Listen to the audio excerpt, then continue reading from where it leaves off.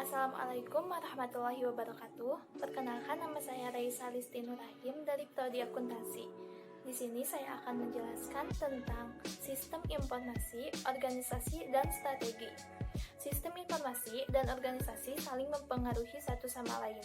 Sistem informasi dibangun oleh manajer untuk melayani kepentingan perusahaan bisnis.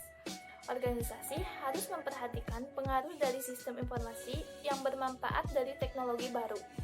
Interaksi antara sistem informasi dan teknologi dipengaruhi oleh banyak faktor penghubung, termasuk di dalamnya struktur organisasi, proses bisnis, politik, budaya, lingkungan sekitar, dan kebijakan manajemen. Organisasi adalah struktur sosial resmi yang stabil yang memiliki sumber-sumber dari lingkungan dan memprosesnya untuk menghasilkan output.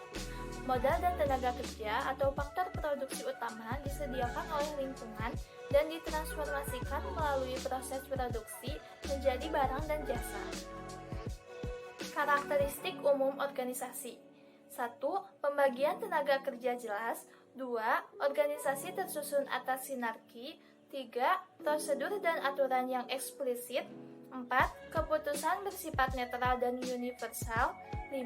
Posisi jabatan berdasarkan kualifikasi teknis dan profesional. 6. Efisiensi organisasi maksimum. Hubungan organisasi dan lingkungan. 1. Lingkungan biasanya berubah lebih cepat daripada organisasi.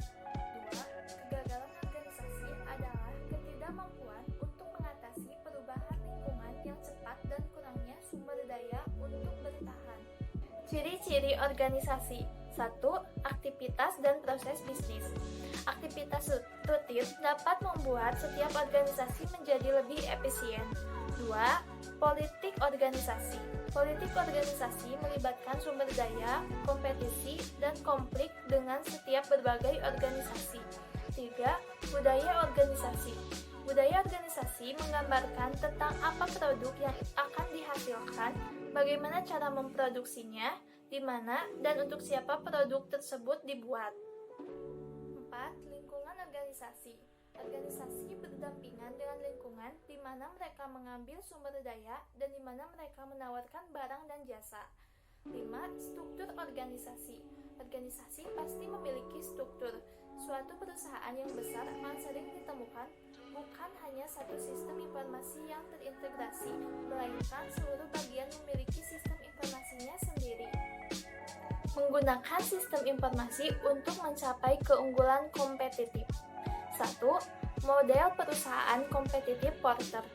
Model yang paling banyak digunakan untuk pemahaman keunggulan kompetitif adalah model kekuatan kompetitif Michael Porter. Model ini memberikan pandangan umum dari perusahaan, pesaingnya, dan lingkungan hidup perusahaan. 2. Pesaing tradisional.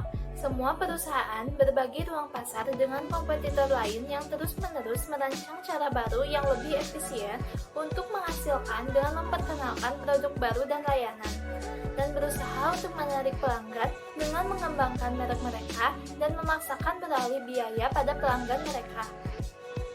3. Pesaing pasar baru. Dalam ekonomi bebas, dengan tenaga kerja dan sumber daya keuangan, perusahaan baru selalu memasuki pasar. 4. Produk pengganti dan jasa. Di hampir setiap industri, ada produk pengganti yang mungkin pelanggan gunakan jika harga barang utama terlalu tinggi. Strategi sistem informasi untuk menghadapi pesaing kompetitif. 1. Kebijakan biaya rendah, diferensi produk, fokus pada pasar tertentu, memperkuat keintiman dengan pemasok dan pelanggan, sinergi, kompetensi dasar, dan strategi berbasis jaringan. 2. Sinergi adalah bahwa ketika output dari beberapa unit dapat digunakan sebagai input ke unit lain, atau dua organisasi pasar dan keahlian. Ini hubungan menurunkan biaya dan menghasilkan keuntungan. Sekian penjelasan dari saya. Mohon maaf apabila ada kesalahan. Wassalamualaikum warahmatullahi wabarakatuh.